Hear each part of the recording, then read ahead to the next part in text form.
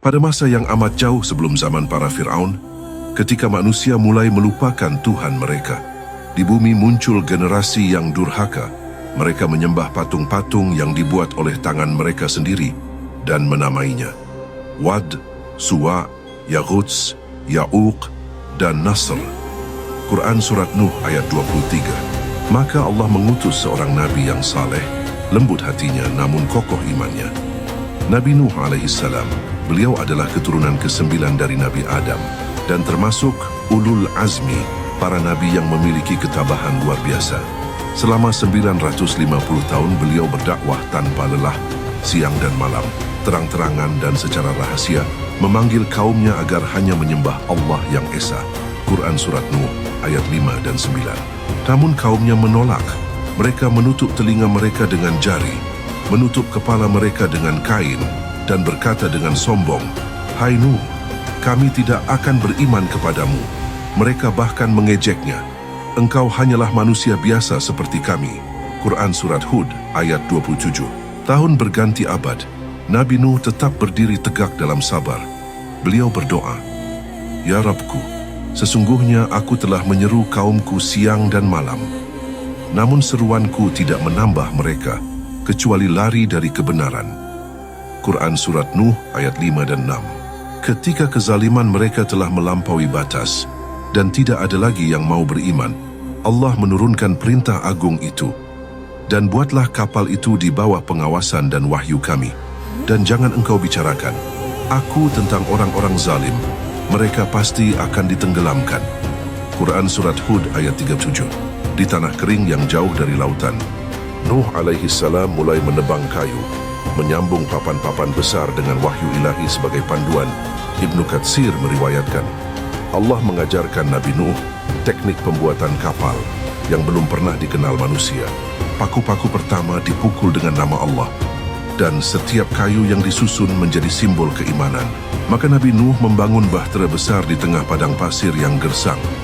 Orang-orang kafir mentertawakan beliau. Mereka berkata, "Hai Nuh, sejak kapan engkau menjadi tukang kayu?" Namun beliau menjawab dengan penuh keyakinan, "Kelak, kalian akan tahu siapa yang ditimpa azab yang menghinakan." Quran Surat Hud ayat 38 dan 39. Ibnu Abbas berkata, bahtera itu memiliki 3 tingkat. Tingkat bawah untuk hewan, tengah untuk manusia, dan atas untuk burung. Panjang bahtera mencapai 300 hasta, lebar 50 hasta, tinggi 30 hasta. Sebuah keajaiban arsitektur yang tak terbayang untuk zaman itu.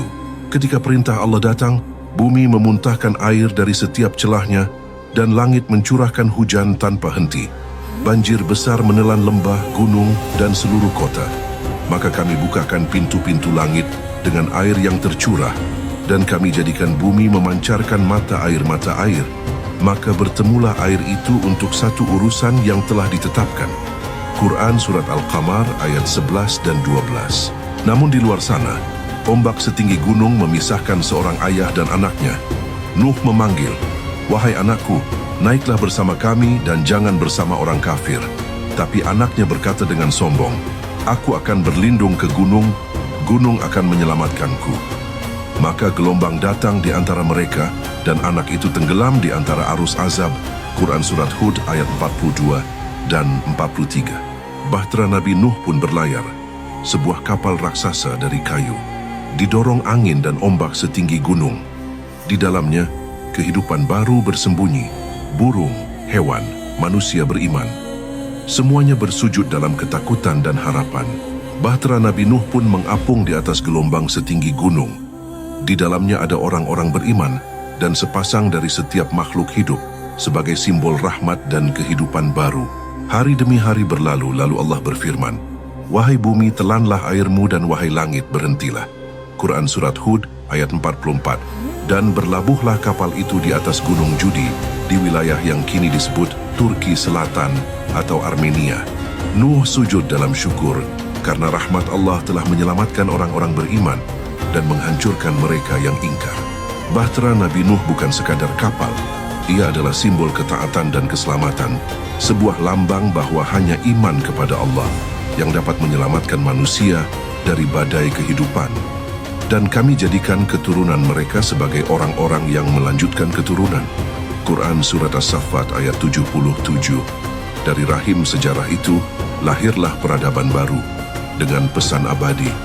Jangan pernah menentang kebenaran, karena ketika langit murka, tak ada gunung ganang yang mampu melindungi.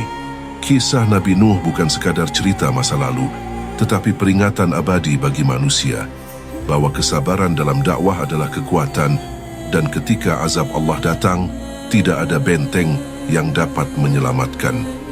Dan kami jadikan kisah itu sebagai pelajaran. Maka adakah di antara kamu yang mau mengambil pelajaran? Quran Surat Al-Qamar ayat 15.